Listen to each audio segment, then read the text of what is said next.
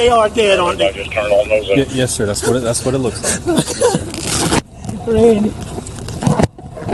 Maggie's all are dead.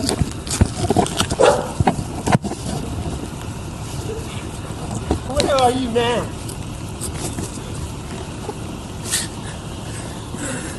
All right. Yeah, the police are here now. The police are here now. Hold for a minute. That's my brother. Okay.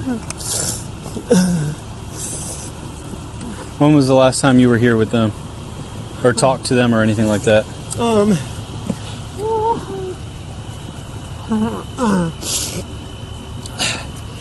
It was earlier tonight. I don't know the exact time, but Okay. I left. I was probably gone an hour and a half from my mom's, and I saw them about 45 minutes before that. Okay. I rode around with Paul for 2 hours this afternoon in the pickup truck. That's your son, Paul? Okay. Somebody going to check them? Yes, sir. They've already checked them. They did check them? Yes, sir. This is official that they're dead? Yes, sir. That's what it looks like. I'm sorry. No. You're fine. I'm very sorry.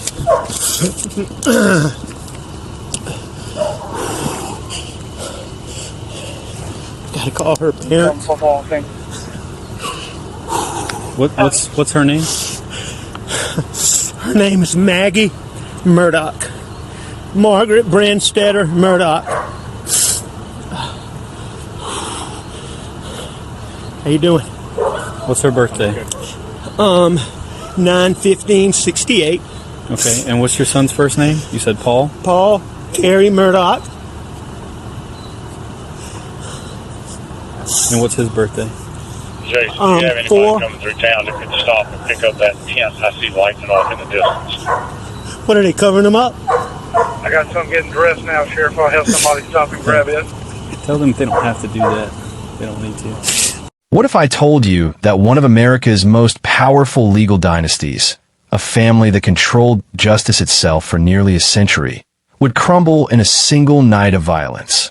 What if the man calling 911, sobbing over the bodies of his wife and son, was the very person who had just ended their lives? And what if every lie, every stolen dollar, every manipulation over decades, all led to this moment at the dog kennels on a humid June evening? Before we dive into this twisted tale, if you're fascinated by cases where power, money, and murder collide, hit that subscribe button and turn on notifications for Dark Trail Files. We bring you the cases that shock the conscience and expose the darkness hiding behind respectable facades.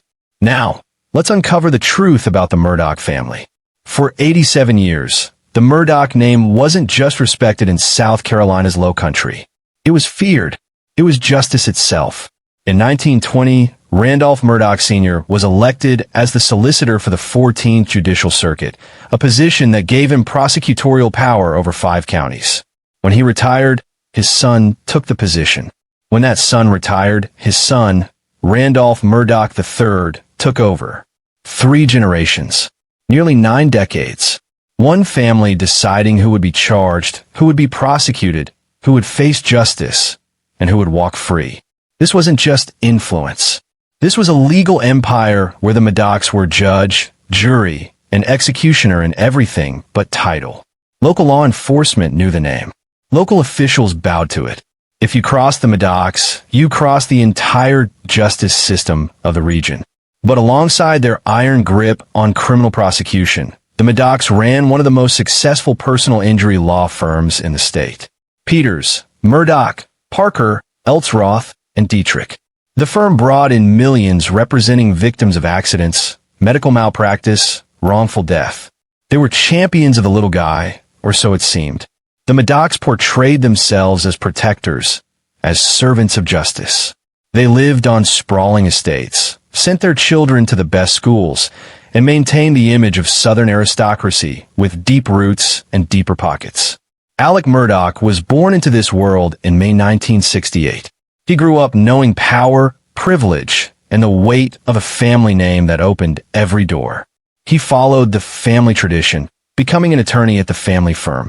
In 1993, he married Margaret Kennedy Branstetter, known to everyone as Maggie.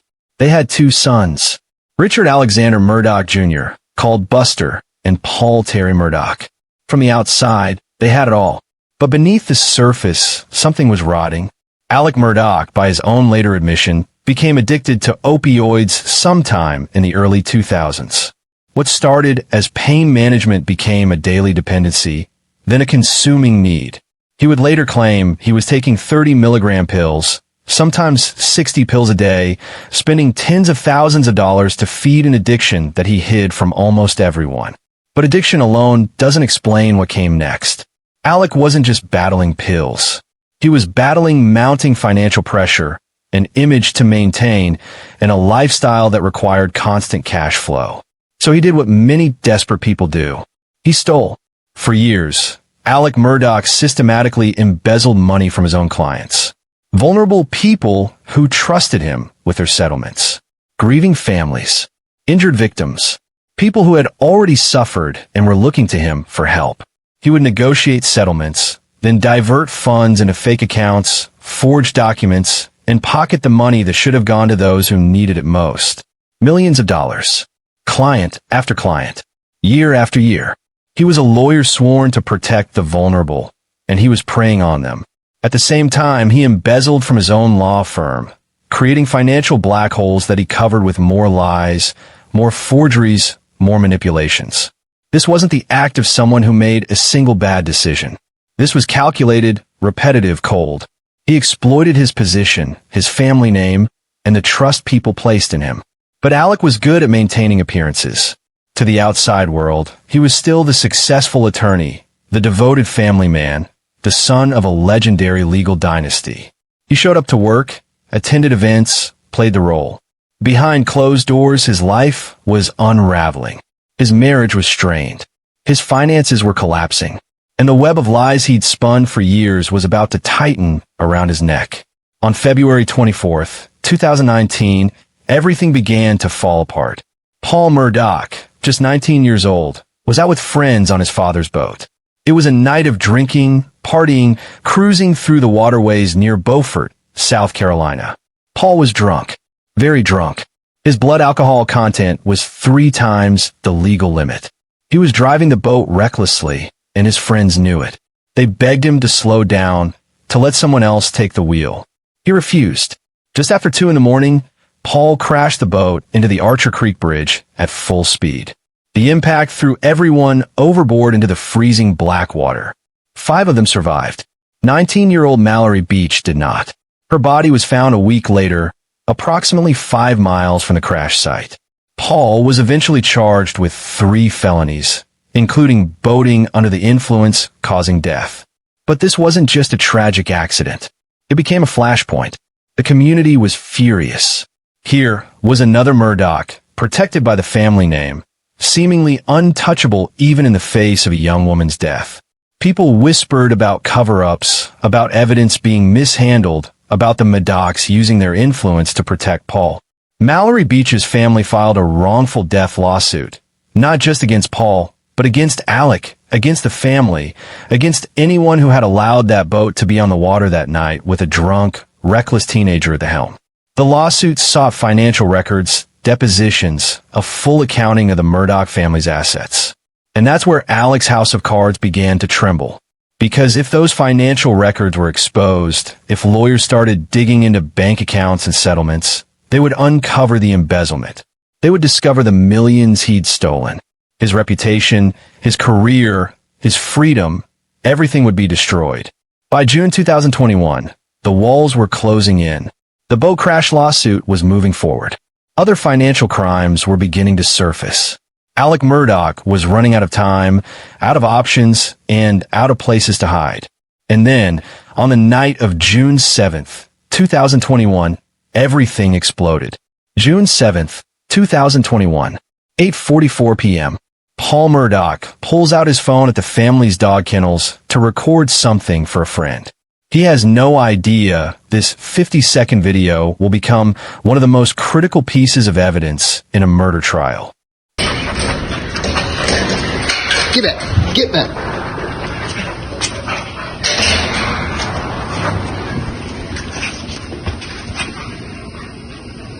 Quit, Cash. Come. Quit. It's okay. Come here. Come here, Cash. Shit. Come here. Close to it. Cash. Hey, he's got a bird in his mouth. Hey, Bubba. It's a guinea. This is a chicken. Come here, Bob. Come here, Cash. Come here, Bob. Cash. Quit.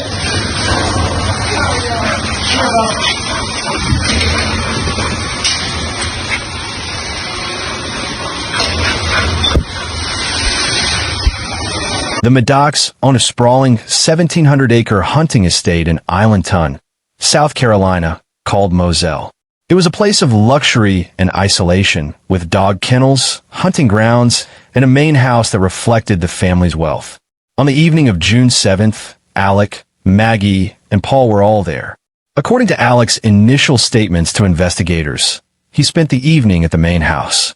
He claimed he had dinner, watched some television, maybe took a nap. He said Maggie and Paul went down to the dog kennels without him. He said he never saw them before leaving to visit his ailing mother in a nearby town. When he returned around 10 p.m., he found them dead. But that story, repeated again and again to anyone who would listen, was a lie. At 8:44 p.m., Paul Murdaugh recorded a video on his phone. He was trying to show his friend Rogan Gibson something about Gibson's dog, Cash, who was staying temporarily at the Murdaugh kennels. In the video, you can hear Paul's voice. You can hear a woman's voice in the background, Maggie, commenting about one of the other dogs, Bubba, who had something in his mouth. And you can hear a third voice, a male voice, saying Bubba. Multiple witnesses who knew the family, including Paul's close friends, testified that the third voice was unmistakably Alex Murdaugh. This 50-second video placed Alec at the kennels at 8:44 p.m., just minutes before prosecutors believed Paul and Maggie were killed. It shattered his alibi. It proved he lied. And when it was played in court, Alex sat at the defense table, head down, sobbing, as the voices of his dead wife and son filled the room. Sometime between 8:44 p.m. and 10:07 p.m., Maggie and Paul Murdaugh were shot to death at the dog kennels. Paul was shot twice with a shotgun. The first blast hit him in the chest. The second tore through his head, leaving catastrophic injuries that ended his life instantly. He was 22 years old. Maggie was shot 5 times with a .300 Blackout rifle, a powerful semi-automatic weapon. She was hit in the back, in the torso, and finally in the back of the head as she lay on the ground. She died approximately 30 yards from her son. She was 52 years old. At 10:07 p.m., Alex Murdaugh called 911. This is the moment the world first heard Alex Murdaugh's voice on the night his family was killed. Listen closely to the tone, the words, the emotion, or perhaps the performance. I'd like to play, Doug, the Colleton County portion of the 911 call, which is in evidence as Defendant's Exhibit Number 9. 2021, 22 hours, 7 minutes, 9 seconds.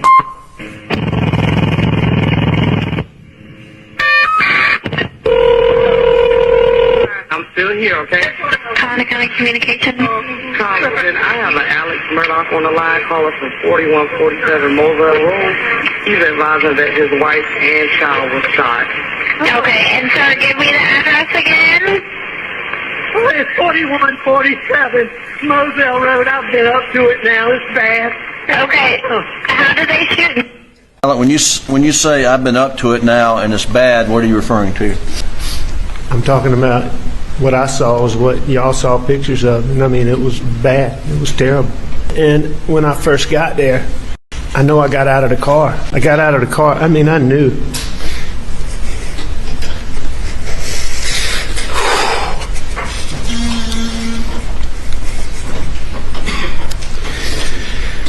Got out of the car, but right at first, I went all the way to them. I think I ran back and that's when I called 911. And so I called 911, and while I was doing that, then is when I went to Maggie and I went to Paul. And so that's what I think I'm talking about. Keep going, please. Do it now. It's bad. Okay, how did they shoot? Did they shoot themselves? hell no. Okay, and are they breathing? No, ma'am. Okay, and you said it's your wife and your son? My wife and my son. Are they in a vehicle? No, ma'am, they're on the ground out at my kennels.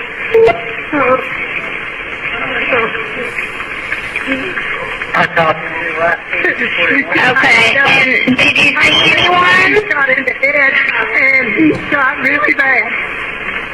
He shot Okay, where is he shot at? Ma'am, I don't know, but there's blood everywhere.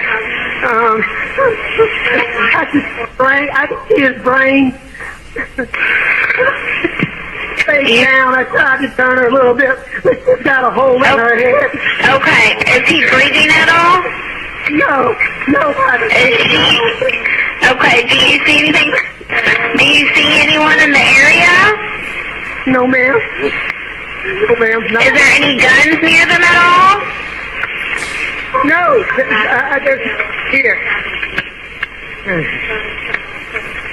What color is your house on the outside? If that's what you're asking, they didn't shoot themselves, ma'am. What? Alec, right in there, you say the word here. What? Are you calling anybody or anything? No, I'm talking to that dispatcher. And what did you mean when you said here? If you listen to that call, one of the first things she asked me was, did they shoot themselves? And I knew there's no way. I mean, I knew they didn't shoot themselves. There wasn't a gun. They didn't shoot themselves. And she'd asked me that. And then she asked me another question, something about that. And you hear me say here, and then you hear the thing talking. I'm telling her here, and then I say something, and then you hear me say, if that's what you're asking. And I'm letting her know they didn't shoot themselves.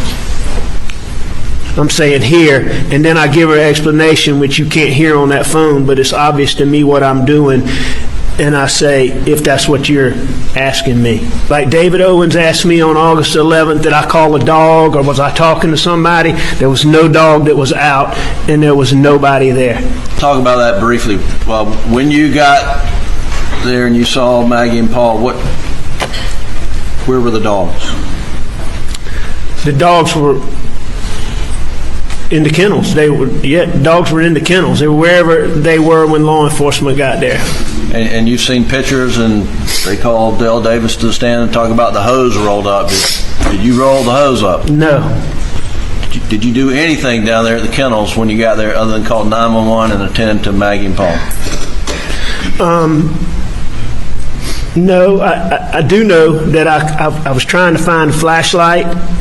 I was trying to find a gun. Other than those things, no, I didn't do anything at the kennel. I didn't do anything with any hose. I didn't do anything with any dogs. Was there anybody with you? No. Keep going, please. It's white. You can't see it from the road. Okay, is it a house or a mobile home? It's a house. Okay, and what is your name? My name is Alex Murdaugh. Okay, did you hear anything, or did you come home and find out? No, man, I've been gone. I just came back. Okay, and was anyone else supposed to be at your house? No, ma'am.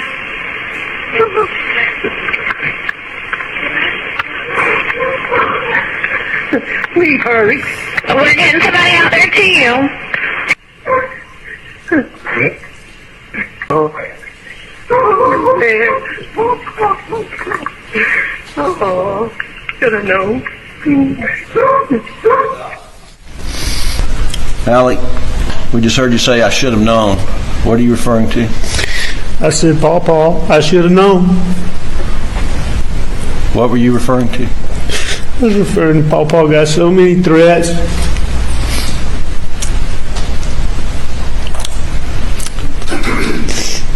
Didn't take serious. think twice about. I'm just telling him, Paul, I should have known. I don't specifically remember saying that, but I can clearly hear myself say that. What kind of threats did you understand Paul was receiving? I mean, Paul got the most vile threats. I mean, the stuff that was on social media, I mean, it was, you couldn't believe it. You couldn't believe it. Keep going, please, Doug. Okay, what is her name? Maggie is Paul. Maggie is her name? Yes, ma'am. Okay. When's the last time you talked to Maggie? Hour and a half ago, probably 2 hours ago. What?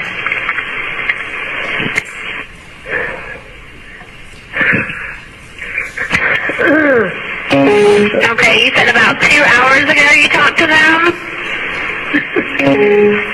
Approximately, yes, ma'am, approximately. You were asked the last time you saw them, and you said hour and a half, 2 hours ago, and then she followed up 2 hours ago.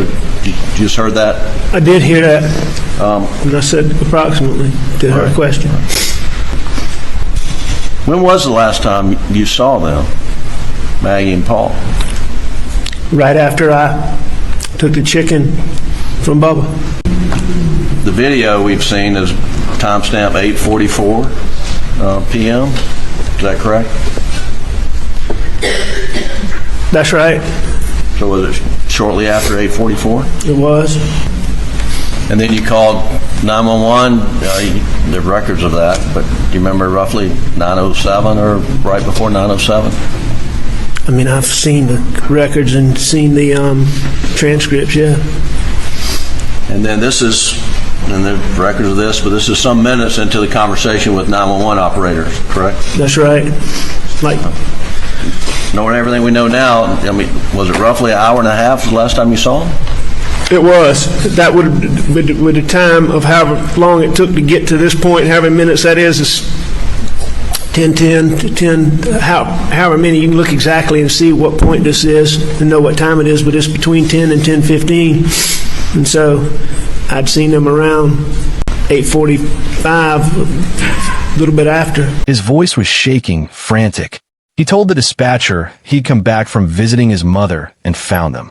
He said Paul had been getting threats because of the boat crash, implying someone else might have done this, someone seeking revenge. But investigators found inconsistencies immediately. Alex's clothes had gunshot residue. His timeline didn't add up. His story kept shifting. He initially said he hadn't been near the kennels that evening. Then he admitted he had been there earlier, but not at the time of the murders. Then he admitted he was there even closer to the time of death, but insisted he left before anything happened. And then there was Maggie's phone. After she was killed, her phone showed movement. The orientation changed, the camera activated, as if someone had picked it up, perhaps trying to unlock it using facial recognition, perhaps checking to see if she'd sent any messages. Alec repeatedly called Maggie's phone in the hour after her death, leaving voicemails, sending texts. "Call me babe," one text read. It was never opened.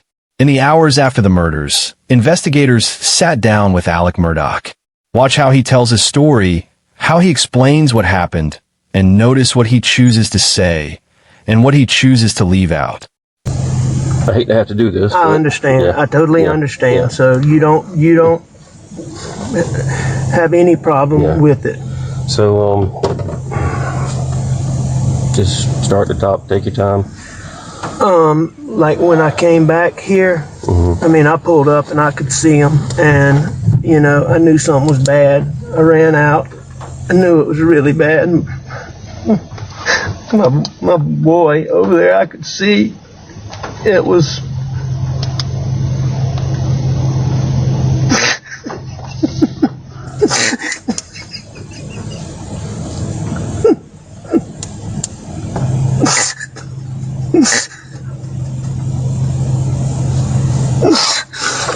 Sorry. And I could see his brain on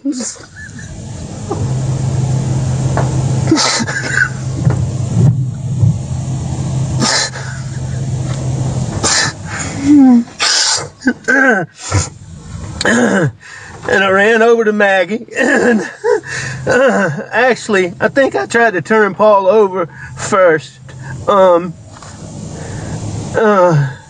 You know, I tried to turn him over, and I don't know, I figured it out. His cell phone popped out of his pocket. I started to try to do something with it, thinking maybe, but then I put it back down really quickly. Then I went to my wife, and I mean, I could see.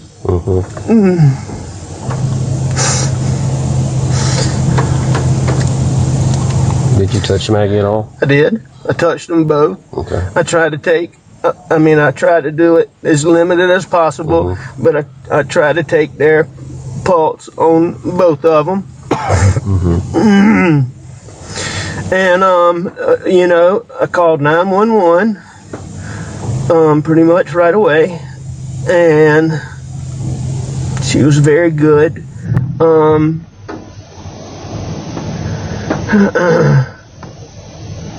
I talked to her. I told her I was going to get off the phone to call some family members. I did that.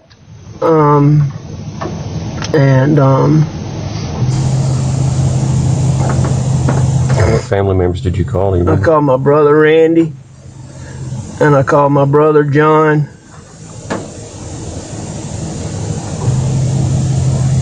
And I tried to call a little boy, real good friend that's right around the corner from here, but I didn't get him. Okay.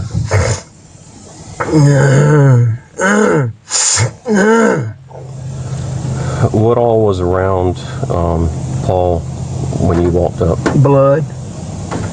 Anything else? I mean, there was some body things, yes, sir. I mean, like any other evidence? I know you said the phone fell out the pocket, but did you see anything else that didn't belong or shouldn't belong or that wasn't part of Paul? No, sir, not the, no, sir. How about Maggie? No, sir. You didn't see anything around them? What made you come out here tonight? I went to, my mom's a late stage Alzheimer's patient. My dad's in the hospital. My mom gets anxious when she does. I went to check on them and Maggie. Maggie's a dog lover, and she fools with the dogs. And I knew she'd gone to the kennel. I was at the house. I left the house and went to my mom's for just a little while. Tried to call her when I left. Texted her, no response.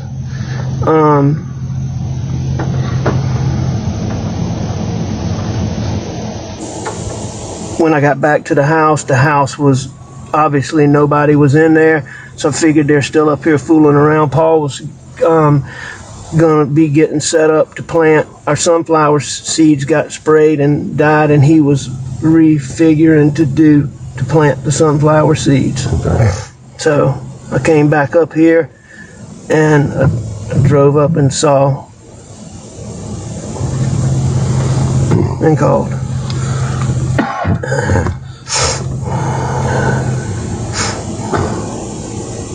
Had Maggie and Paul been arguing over anything? No. What was their relationship like? Wonderful. Wonderful. How about yours and Maggie's? Wonderful. I mean, I'm sure we had little things here and there, but we had a wonderful marriage, wonderful relationship. And yours and Paul's relationship? As good as it could be. How old was Paul? 22. Okay. You know his date of birth?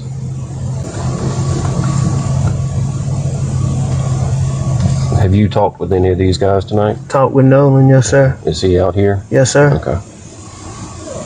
I tried to call Rogan, was one of the people he's the boy that I told you lives around the corner. Okay. That's very, he's just a good, helpful young man. You mind if I open the door really quickly? Go right ahead. Do what you need to do.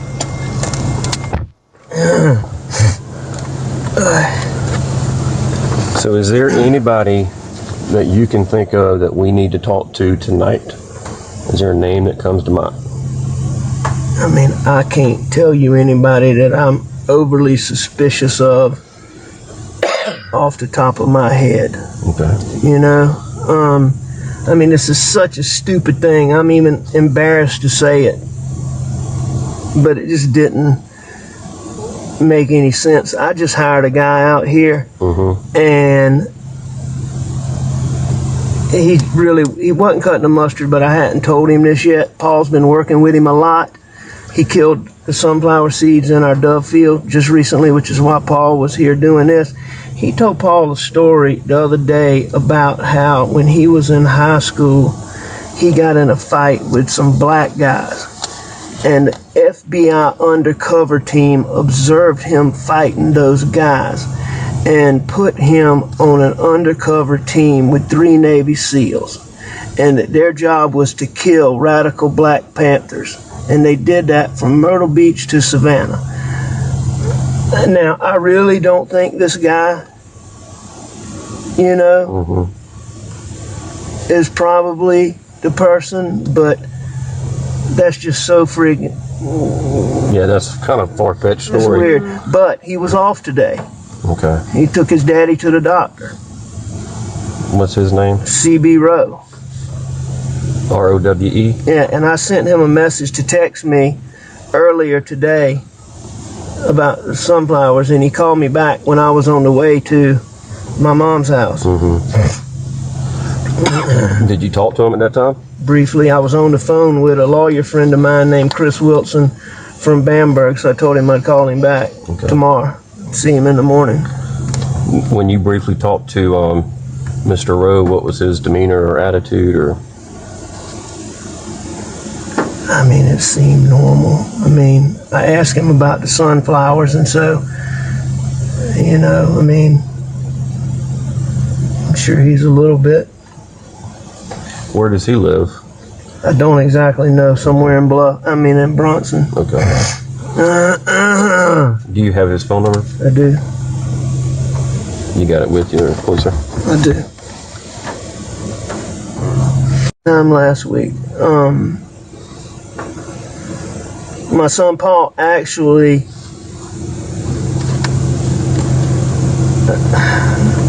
I really do not think, in all honesty, that it's him, but I know y'all got to check it out. But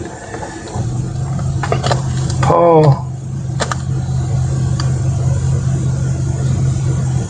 was so taken aback by it that he sent, I'll find it, I got it on my phone, he recorded him saying bits and pieces of it. Okay. No.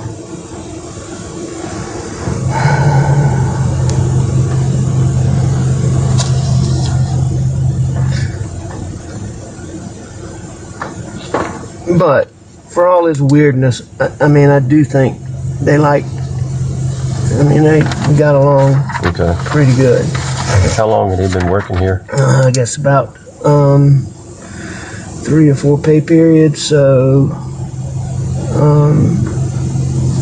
8 weeks, a couple months.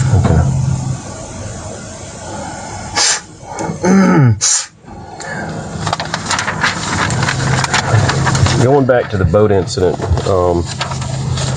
anybody on that boat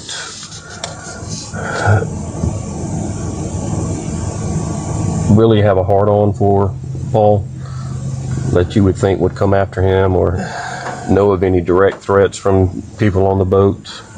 I don't know of any direct threats between any of the people on the boat specifically, but I do think there's been a small amount of yip-yap between a couple of them, but not recently. Most of this was stuff from people that Paul didn't really know. It was some people that he knew distantly, but more times than not, when I learned about it, it was somebody that he didn't know. It's like, for example, he went out in Charleston a couple months ago, came back, he got a black eye. And, he can't defend himself right now because he has these charges. So, Paul was a real tough man's man. Mm-hmm. You know, he would just, He would defend himself, but he hadn't been. that's right. But How was he handling that case? Moving over everybody. as far as what? How was he handling it? I've never been prouder of him than the way he has handled the pressures and the adversity in that situation. I think I've told Danny that before.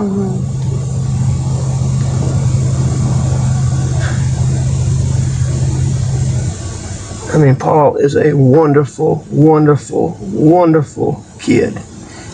He can do almost anything. He gets along with almost anybody. Do y'all store any weapons out here? We don't store them, but they're frequently out here. I need to find out if there were any out here because I know there was a shotgun. There was a 12-gauge shotgun out here. I'll have to find out exactly when that was. I think it got put up, but I'm not positive. What did that shotgun look like? It was a camouflage. I want to say it was a Benelli or maybe a Beretta. I can't remember which brand it is.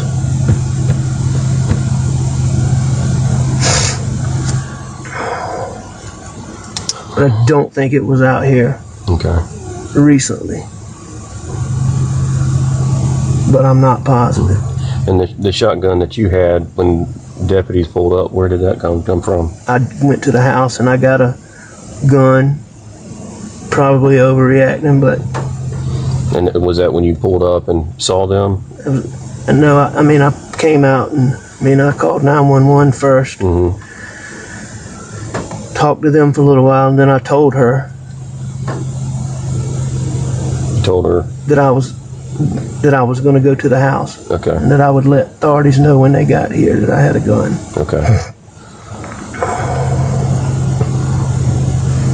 Do you happen to have a list of all your guns? I can make one. I don't have one, but I can make one. Okay. Well, I'm just saying, so we could compare if that shotgun was out here and now it's missing. Absolutely. Try to figure that out. I know, absolutely. And I know living out here in the country, you probably have more than one or two. We do. We probably have 20, 25 guns. Yeah. Shotguns, rifles. Pistols. Any rifles? Yes, sir. And what kind of rifles? All kinds. Yeah. All kinds. I mean, you name it across the board, we have them. Okay. And I mean, all of them we have are, in a hunting room in our house.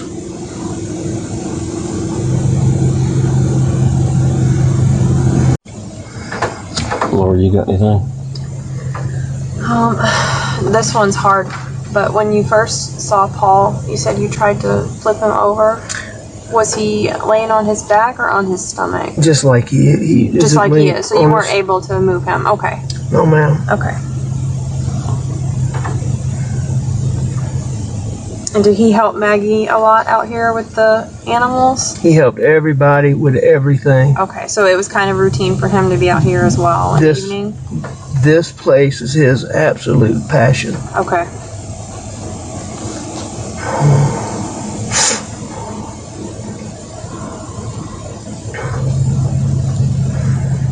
Yes, sir. So, just to kind of let you know what's going to go on, we're going to be out here for quite some time. The coroner will take custody of Paul and Maggie. Can I answer that? Yeah, go ahead. Yeah. What? 843. No, we're finished. Let me come out. Well, I'll be here when he gets here. No, don't let him come up here.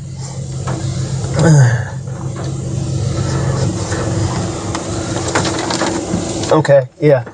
I think we're about done. All right, thank you. So, I'm sorry. Buster, get in here. Okay. Yes, sir.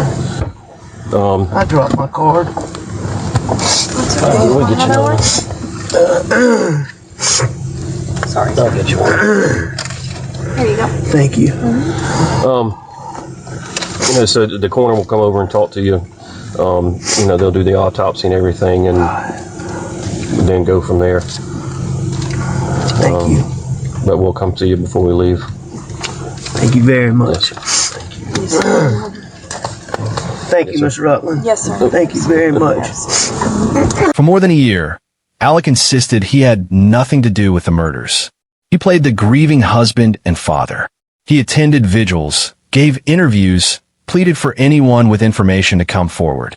But behind the scenes, his life was disintegrating even faster. 3 months after the murders, on September 4th, 2021, Alex Murdaugh called 911 again. This time, he reported he'd been shot in the head while changing a tire on the side of a rural road. He claimed someone in a passing vehicle had fired at him. It seemed like another tragedy hitting the cursed Murdaugh family. Except it wasn't. It was another lie. Within days, Alec admitted the truth.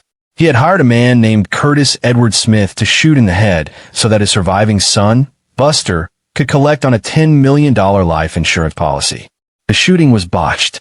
Alex survived with only a superficial wound, but the plot exposed just how desperate he had become. That same week, his law firm confronted him. They had discovered he'd been stealing from them. Alec released a statement saying he was resigning, entering rehab, and that he'd made decisions he deeply regretted. Hours later, the firm issued their own statement accusing him of misappropriating millions of dollars. The South Carolina Supreme Court suspended his law license.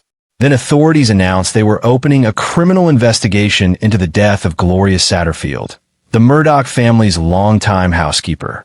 Among Alex Murdaugh's many victims, few were as tragic as Gloria Satterfield and her sons. Here, Alec is forced to face the people whose lives he destroyed, the families he betrayed while pretending to help them.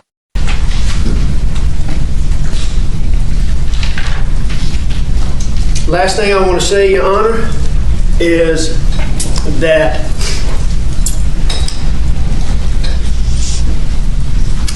I am fully committed to trying to be a better person.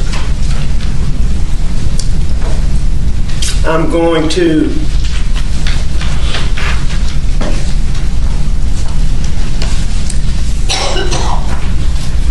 do as much good as possible and help as many people as I can while I'm incarcerated.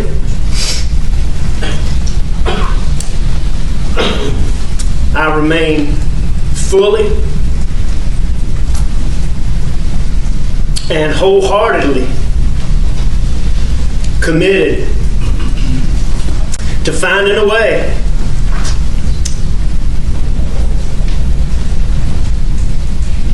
to somehow make those who love me proud again in some small way.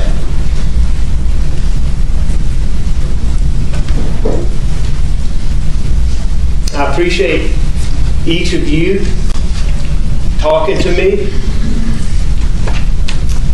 I appreciate each of you looking at me while I'm talking to you. I can tell that you're listening, and I appreciate it.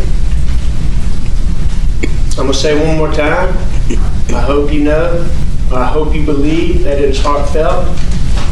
And the two things that I hope you take away today are, number one, that I care about you, and number two,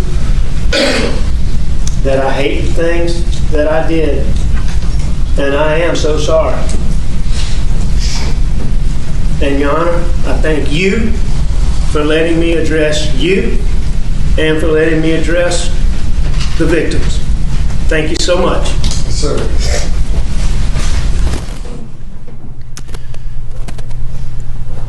Gloria Satterfield had worked for the Murdaugh family for over 20 years. She was a housekeeper, a nanny, someone the boys saw as a second mother. In February 2018, Gloria fell at the Murdaugh home.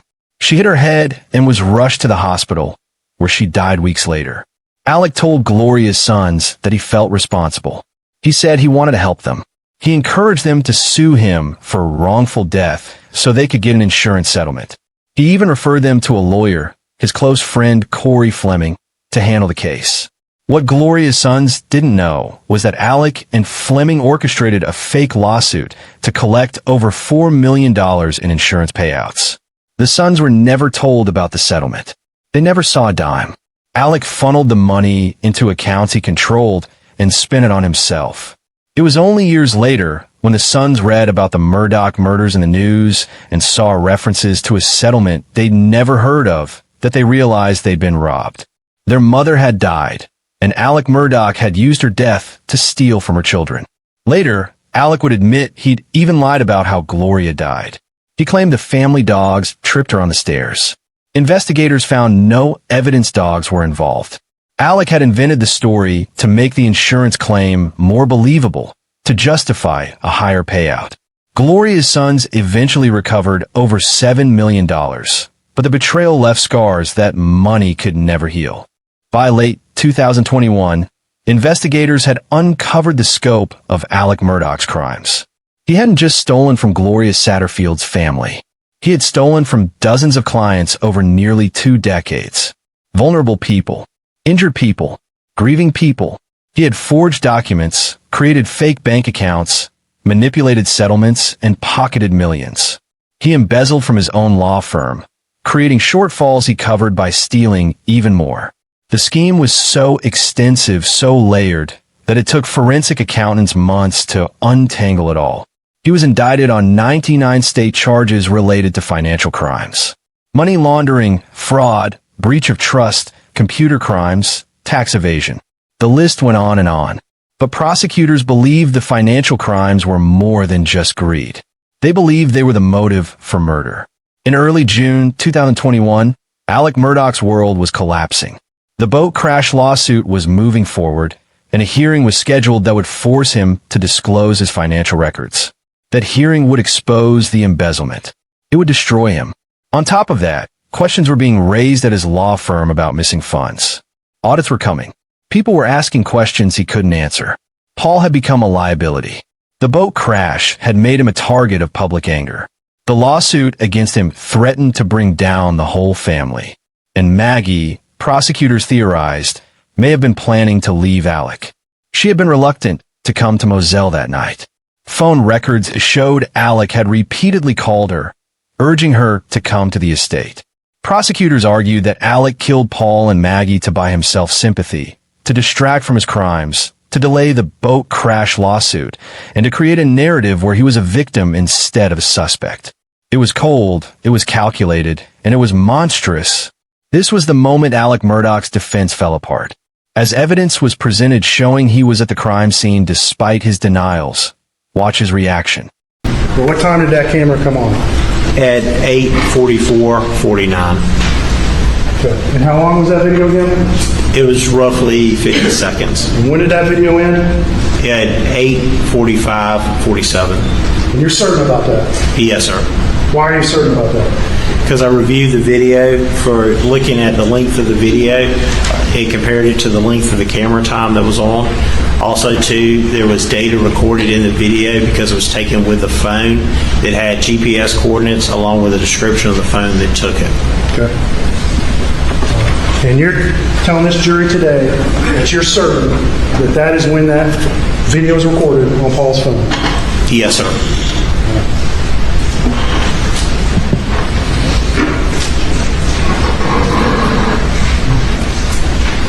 And as we referenced, when we're looking at that timeline, there's location data associated with that video as well, correct? Yes, sir, correct. All right. And where did you plot that location data? It plotted to Moselle Road to near a building that had a red roof on it. Okay. I'm going to show you what's been marked as State's Exhibit 297. You recognize that, sir? Yes, sir, I do. All right. What is that?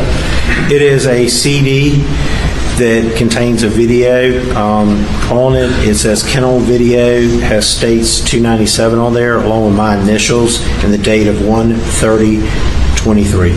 And have you reviewed the contents of that CD? Yes, sir, I have. And what is the contents of that CD? It is a video I found on Paul Murdaugh's phone. The video looks like inside maybe a kenneled area with a fence around it and a dog, I believe to be a lab, where he's trying to take a video of the tail of the dog. Okay. All right. And that's what you see in that video. Yes, sir. What do you hear in the video? You hear 3 different voices in the video. You can tell because they're so different, you can tell that they're different voices. All right. Now, are any of those voices known personally to you? No, sir, they are not. Okay. This time, state would move to enter Exhibit 297 into evidence. The previous objection, submitted over objection. All right. And at this time, the state's going to publish that video. It is not under seal.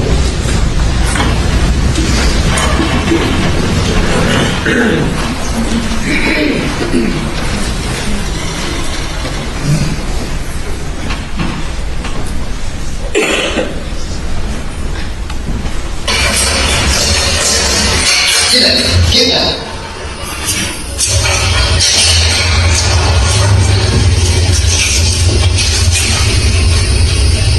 Quick, Cash. Quick.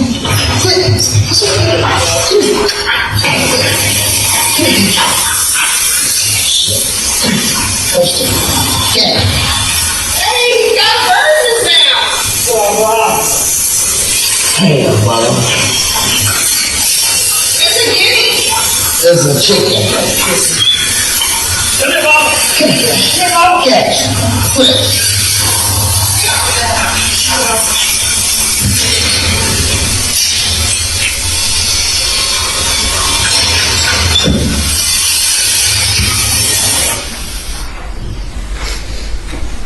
What time was that video recorded again, Lieutenant Dove? The camera begins at 8:44:49 p.m.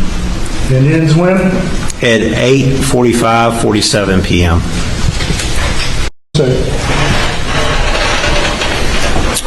Cross-examination.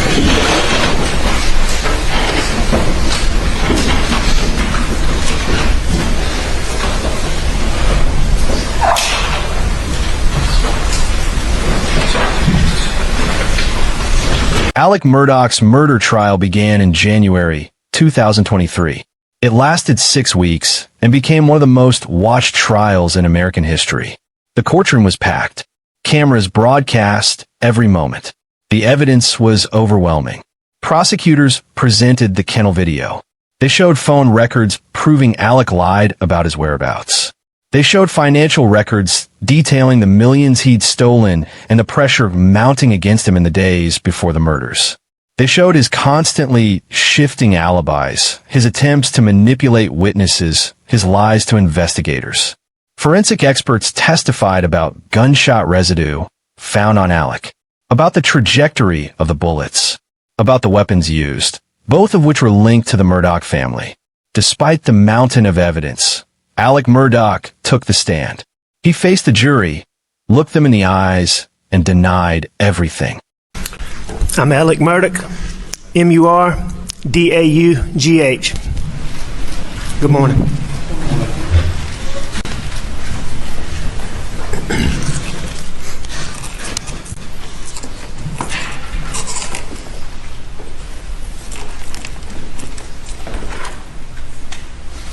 Mr. Murdaugh, on June 7th, 2021, did you take this gun or any gun like it and shoot your son Paul in the chest in the feed room at your property off Moselle Road? No, I did not. Mr. Murdaugh, did you take this gun or any gun like it and blow your son's brains out on June 7th or any day or any time? No, I did not. Mr. Murdaugh, if you take a 300 blackout, such as this, and fire it into your wife Maggie's leg, torso, or any part of her body? No, I did not. Did you shoot a 300 blackout into her head, causing her death? Mr. Griffin, I didn't shoot my wife or my son anytime. ever.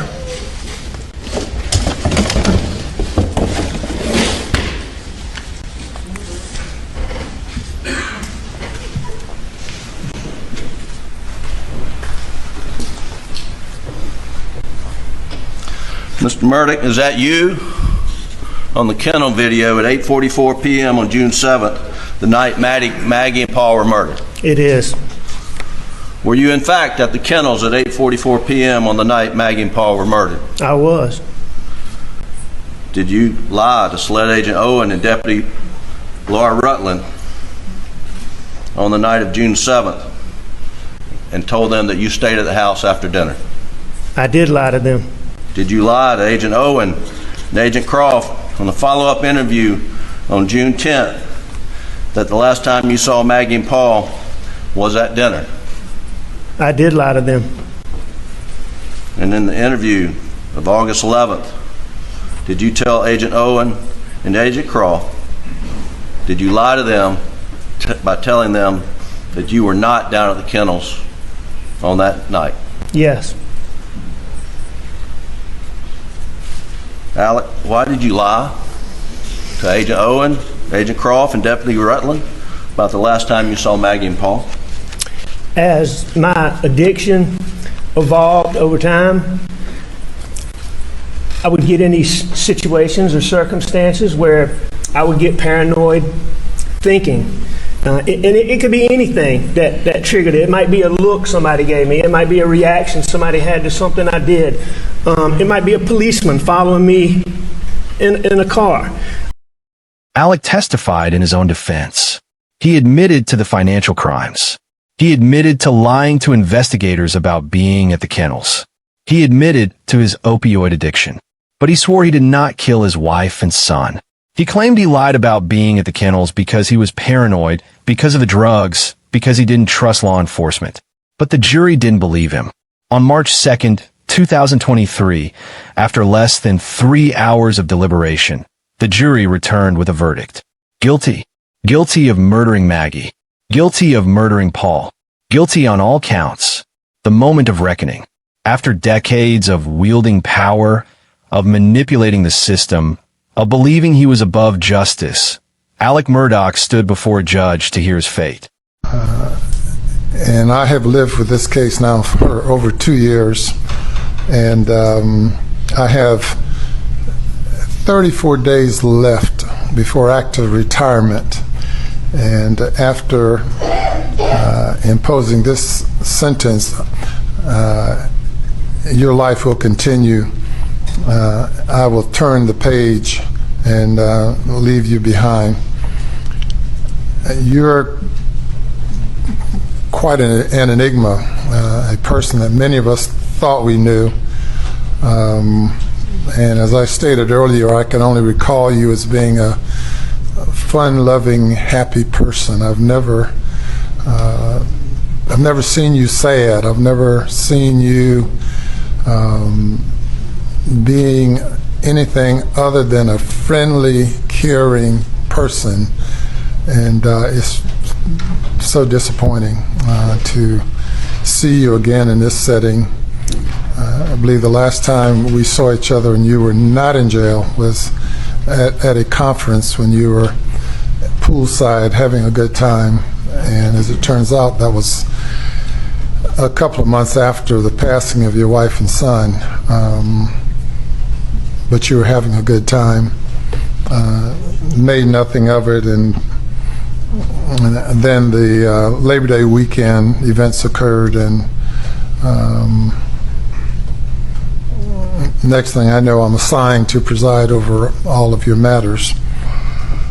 Not on your matters, but others as well. And we started out with over 100 charges, indictments against various folks, and we've whittled that down to just a handful outstanding. And I'm happy to turn the page and turn not turn the remnants over to anyone else, but to certainly turn over anything pending against you to someone else.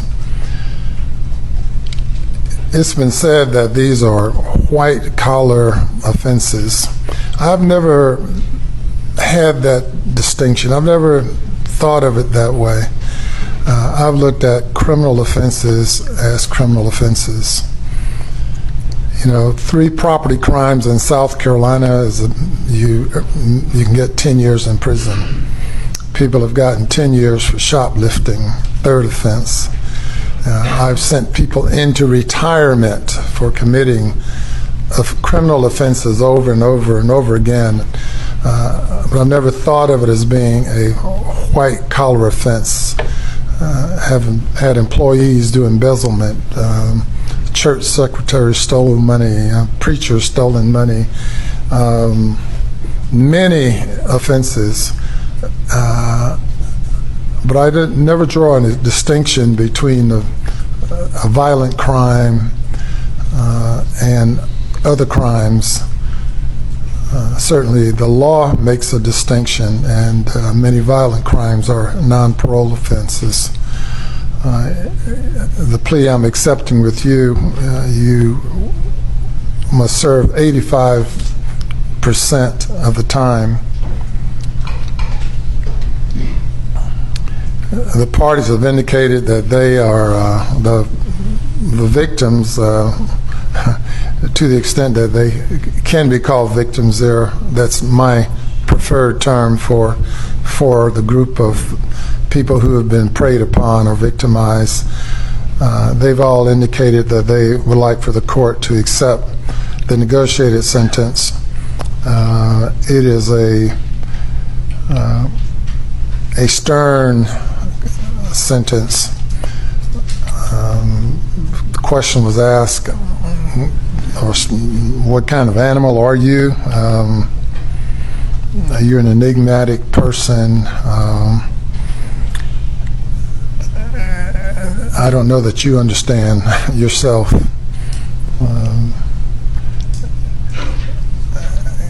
What comes to mind is a young man that I sentenced to death penalty for killing a police officer and setting his body on fire. And though personally I was opposed to capital punishment, he was sentenced to death.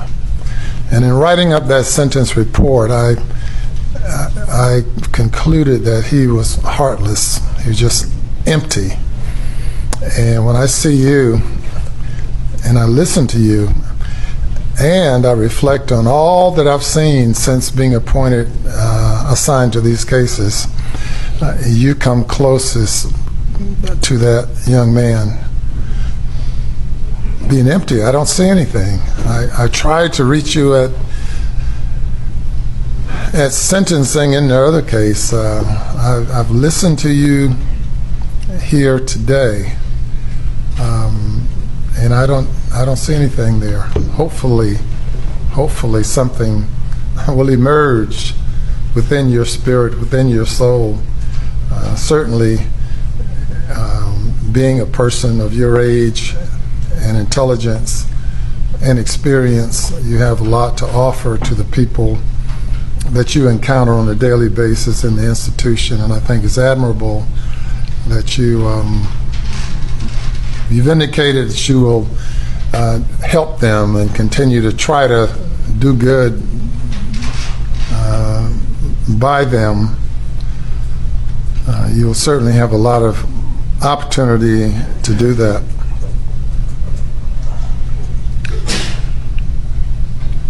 As we look at it, all of us, none of us are perfect. Many of us do things that we shouldn't do. It's just unimaginable to me that you have done some of the things that you've done, and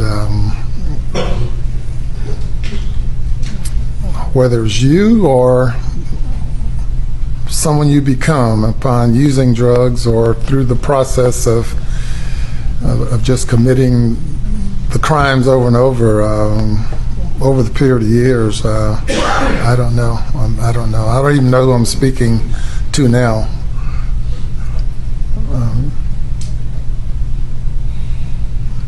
But being a person of power and influence,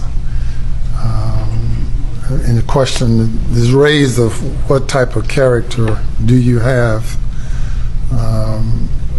A person who would prey upon folks who are vulnerable and who are of a lower perceived estate than you, how you would prey upon those people who you say you love, and you would capitalize on a disparity of what you have versus what they had and what they need and what they desired. You know, in my years, I know of no greater joy as a lawyer that I've had during my 47 years as a lawyer than the joy of having a satisfied client, of delivering good results for a client and experiencing that joy with them. I can think of no greater joy than I've experienced in being able to deliver on behalf of a client, and I'm sure you've experienced that joy as well until you decided that the only joy you're concerned about was your own.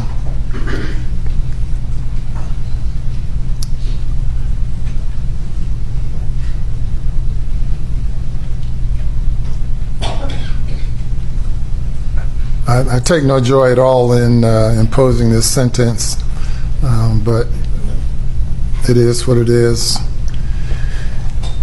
And you'll have to suffer the consequences of your acts, continue to suffer the consequences, and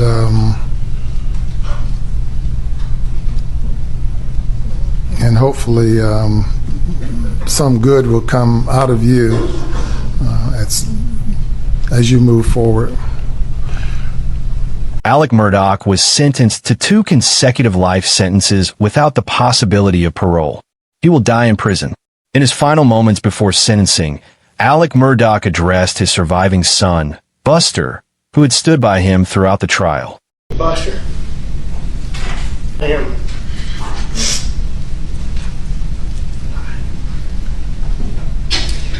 I am so sorry that I let you down. I am so sorry that I have not been able to be with you.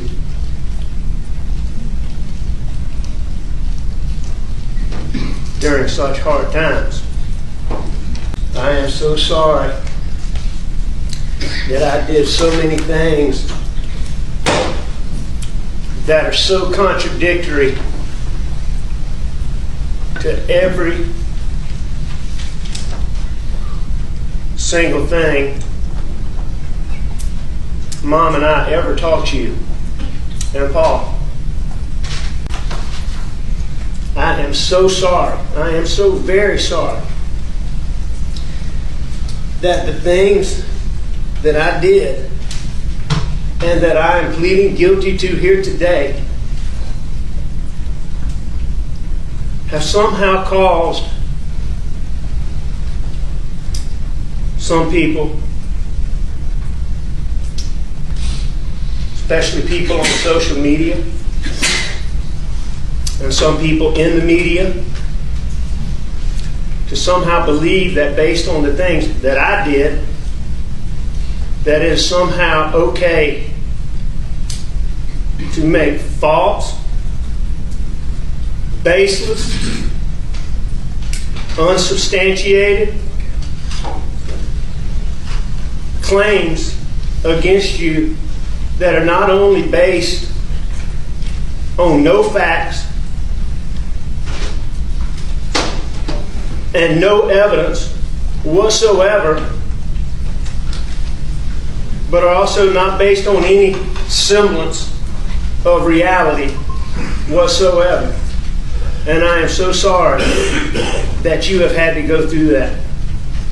I know Buster, that you know that I have always been proud of you. I have never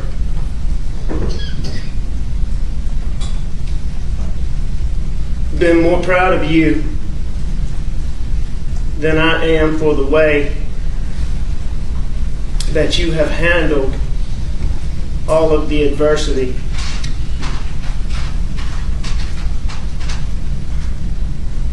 that I put on you.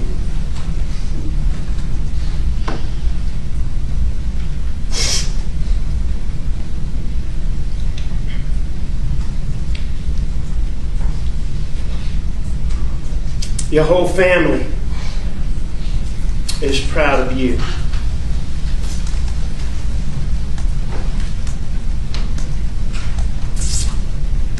Mom is proud of you, and Papa is proud of you.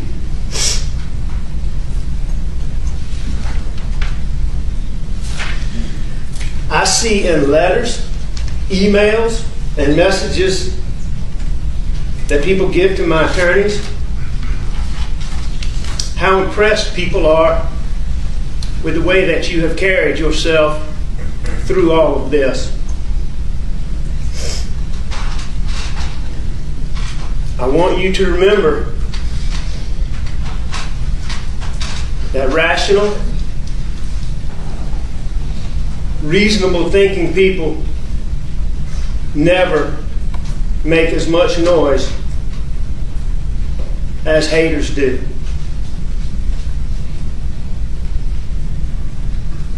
I want you to continue to tune them out and continue to be the bigger person as you have this whole time.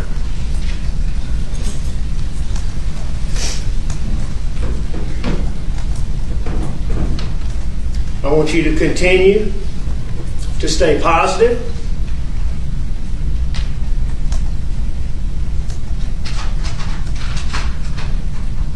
And stay the course.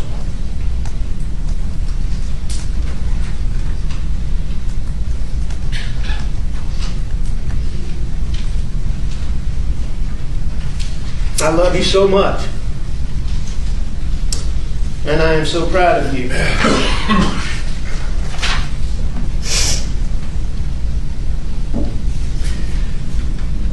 Next. But the legal saga didn't end there. Alec also faced sentencing for his financial crimes. In November 2023, he pleaded guilty to 22 state charges and was sentenced to 27 years in prison. In April 2024, he was sentenced in federal court to 40 years for financial fraud, money laundering, and conspiracy. The federal judge ordered him to pay over $8.7 million in restitution to his victims.